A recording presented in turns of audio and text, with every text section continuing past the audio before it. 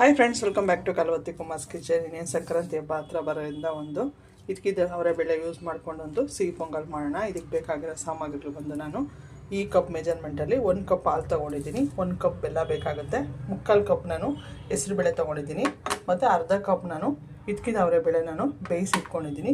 1 ಕಪ್ಪು ಅಕ್ಕಿ, ನಾರ್ಮಲ್ ಅಕ್ಕಿ, ನೀವು ಯಾವ ಅಕ್ಕಿ ಆದರೂ ಯೂಸ್ ಮಾಡ್ಬೋದು. 1 ಕಪ್ ಇದೆ. ಮತ್ತು ಒಂದು 3 ಇಂದ 4 ಸ್ಪೂನ್ ಫ್ರೆಶ್ ಕಾಯಿ ತುರಿ ತೊಗೊಳ್ಳಿ, ತುಂಬ ಚೆನ್ನಾಗಿರುತ್ತೆ.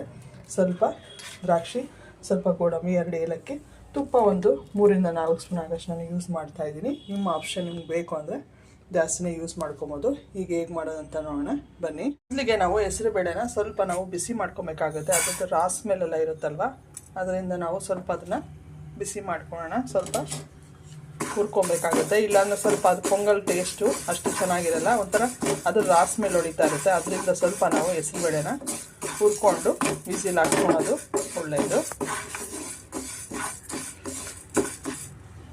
ನೋಡಿ ಫ್ರೆಂಡ್ಸ್, ಇಷ್ಟು ಫ್ರೈ ಮಾಡಿಕೊಂಡು ನಾವು ಸಾಕು. ಇವಾಗ ಇದನ್ನು ನಾವು ಸ್ಟವ್ ಆಫ್ ಮಾಡಿಬಿಟ್ಟು ವಾಶ್ ಮಾಡ್ಕೊಬೇಕಾಗುತ್ತೆ.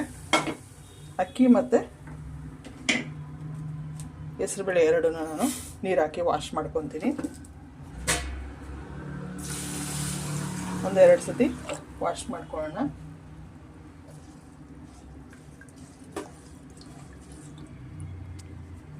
ಫ್ರೆಂಡ್ಸ್, ನಾನು 1-2 ಸತಿ ವಾಶ್ ಮಾಡ್ಕೊಂಡಿದ್ದೀನಿ. ಇವಾಗ ಟೋಟಲ್ ನಾನು ಸಿಹಿ ಪೊಂಗಲ್ಗೆ 4 ಕಪ್ ಯೂಸ್ ಮಾಡ್ತಾ ಇದ್ದೀನಿ. ಅದರಿಂದ ನಾನು 1 ಕಪ್ಪು ಹಾಲು, 2 ಕಪ್ ನೀರು ಮತ್ತು ಇನ್ನೊಂದು ಕಪ್ಪು ನಾವು ಬೆಲ್ಲ ಕರಗಿಸ್ಕೊಳಕ್ಕೆ 1 ಕಪ್ ಯೂಸ್ ಮಾಡ್ತಾ ಇದ್ದೀನಿ.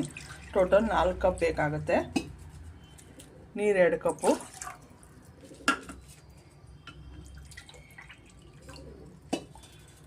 ಟೋಟಲು 3 ಕಪ್ ಆಯಿತು.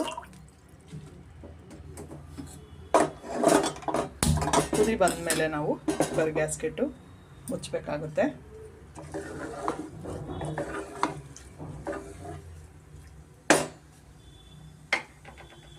ಫ್ರೆಂಡ್ಸ್, ಹೆಸರುಬೇಳೆ ಮತ್ತು ಹಾಲು, ಅಕ್ಕಿ ಇಷ್ಟೂ ಕುದೀತಾ ಇದೆ ನೋಡಿ. ಈಗ ನಾವು ಕುಕ್ಕರು ಗ್ಯಾಸ್ಕೆಟ್ ಮುಚ್ಚಿಬಿಟ್ಟು 2 ವಿಸಿಲ್ ಬಂದರೆ ನಮಗೆ ಸಾಕಾಗುತ್ತೆ.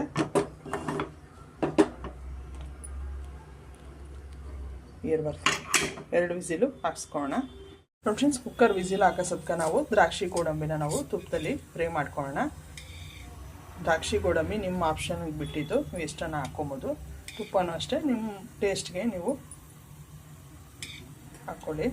ನಾನು 1-2 ಸ್ಪೂನ್ ಆಗಷ್ಟು ಯೂಸ್ ಮಾಡ್ತಾಯಿದ್ದೀನಿ. ಈಗ ಹುರ್ಕೊಳ್ಳೋದಕ್ಕೆ ಮೊದಲಿಗೆ ನಾನು ಗೋಡಂಬಿ ಹುರ್ಕೊತಾ ಇದ್ದೀನಿ.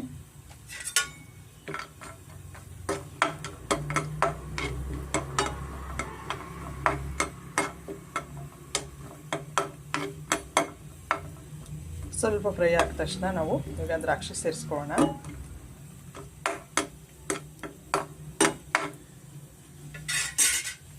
ದ್ರಾಕ್ಷಿ ಫ್ರೈ ಆದ ತಕ್ಷಣ ನಾವು ಗೋಡಂಬಿ ಫ್ರೈ ಆದ ತಕ್ಷಣ ನಾವು ದ್ರಾಕ್ಷಿ ಸೇರಿಸ್ಕೊಳ್ಳೋಣ. ನಾವು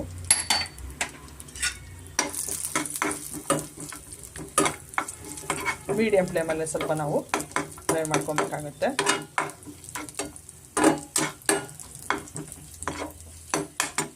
ಫ್ರೈ ಆದರೆ ನಮಗೆ ಸಾಕು.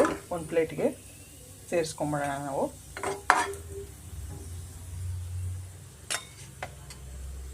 ದ್ರಾಕ್ಷಿ ಗೋಡಂಬಿ ತುಪ್ಪದಲ್ಲಿ ಫ್ರೈ ಮಾಡಿದ್ದಾಯಿತು. ನಾನು ಸ್ಟವ್ ಆಫ್ ಮಾಡಿಬಿಟ್ಟು, ಇನ್ನೂ ಸ್ವಲ್ಪ ಇದ್ರಲ್ಲಿ ತುಪ್ಪ ಇರೋದ್ರಿಂದ ನಾನು ಸ್ಟವ್ ಆಫ್ ಮಾಡಿಬಿಡ್ತಾ ಇದ್ದೀನಿ. ಈಗ ಸ್ಟವ್ ಆಫ್ ಮಾಡಿಬಿಟ್ಟು ಇದಕ್ಕೆ ನಾನು ಕೊಬ್ಬರಿ ತುರಿನ ಹುರ್ಕೊತೀನಿ. ನಾನು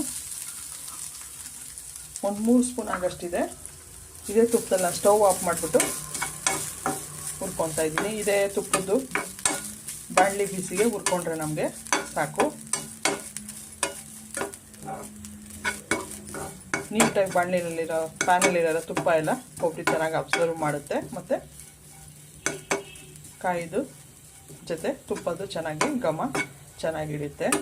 ಇಷ್ಟಾದರೆ ನಮಗೆ ಸಾಕು. ಸ್ಟವ್ ಆಫ್ ಆಗಿದೆ. ನಾನು 2 ವಿಸಿಲ್ ಹಾಕ್ಸ್ಕೊಂಡಿದ್ದೀನಿ ನೋಡಿ, ಕರೆಕ್ಟಾಗಿ ಆಗಿದೆ. ತಿರ್ಕೊಟ್ಬಿಡೋಣ.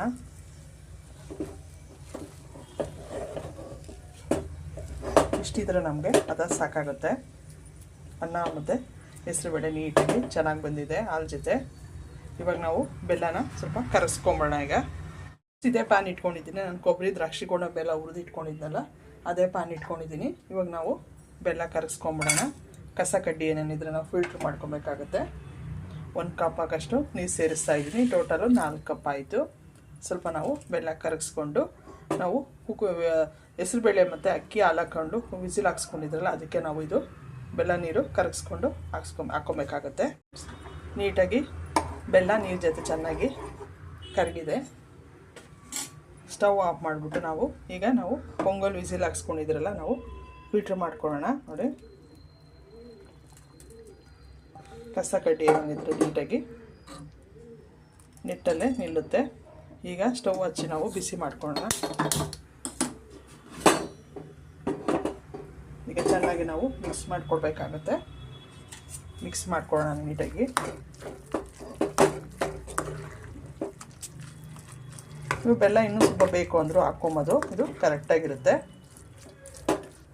ನಿಮ್ಗೆ ಇನ್ನೂ ಸ್ವಲ್ಪ ತೆಳು ಆಯಿತು ಅಂದರೆ ಸ್ವಲ್ಪ ನೀವು ಬಿಸಿನೀರು ಅಥವಾ ಹಾಲು ಹಾಕ್ಕೊಂಬೋದು, ತೊಂದರೆ ಇಲ್ಲ. ಚೆನ್ನಾಗಿ ಮಿಕ್ಸ್ ಮಾಡಿಕೊಟ್ಬಿಡೋಣ. ಈಗ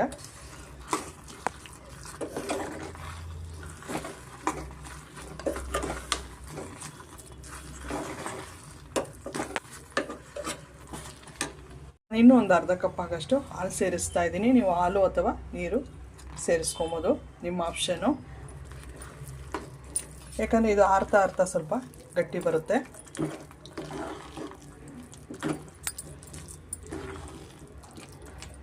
ಕಾಯಿಸಿ ಆರಿಸಿರೋ ಹಾಲು ಯೂಸ್ ಮಾಡ್ತಾ ಇದ್ದೀನಿ ನಾನು.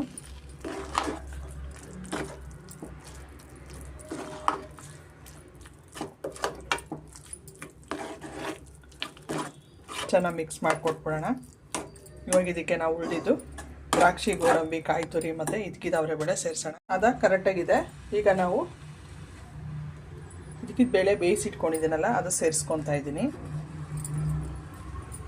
ಮತ್ತು ಏಲಕ್ಕಿ ಪುಡಿ ಸ್ವಲ್ಪ, ಕಾಯಿ ತುರಿ, ತುಪ್ಪದಲ್ಲಿ ಹುರ್ಕೊಂಡಿದ್ನಲ್ಲ ಕಾಯಿ ತುರಿ, ಮತ್ತು ದ್ರಾಕ್ಷಿ ಗೋಡಂಬಿ, ಸ್ವಲ್ಪ ಉಪ್ಪು ಹಾಕ್ತಾಯಿದ್ದೀನಿ ರುಚಿಗೆ. ಸ್ವಲ್ಪ 1 ಚಿಟಿಕೆ ಉಪ್ಪು ಮತ್ತು ತುಪ್ಪ, 1-2 ಸ್ಪೂನ್ ಆಗಷ್ಟು ನಾನು ತುಪ್ಪ ಯೂಸ್ ಮಾಡ್ತಾಯಿದ್ದೀನಿ, ನಿಮ್ಮ ಆಪ್ಷನ್ನು. ಇವಾಗ ಚೆನ್ನಾಗಿ ನಾವು ಮಿಕ್ಸ್ ಮಾಡಿಕೊಟ್ಬಿಡೋಣ.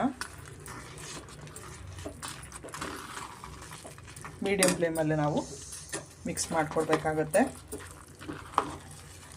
ಬೆಲ್ಲ ವೈಟ್ ಇರೋದ್ರಿಂದ ನಿಮಗೆ ಕಲರ್ ಅಷ್ಟು ಕಾಣಿಸಲ್ಲ. ನೋಡಿ, ರೆಡಿಯಾಗಿದೆ. ಸಿಂಪಲ್ಲಾಗಿ ಈಸಿಯಾಗಿರೋ ಒಂದು ಇದಕ್ಕಿದ ಅವರೆಬೇಳೆ ಮತ್ತು ಹೆಸರುಬೇಳೆ ಯೂಸ್ ಮಾಡಿಕೊಂಡು ಸಂಕ್ರಾಂತಿ ಹಬ್ಬಕ್ಕೆ ಒಂದು ಸಿಹಿ ಪೊಂಗಲು.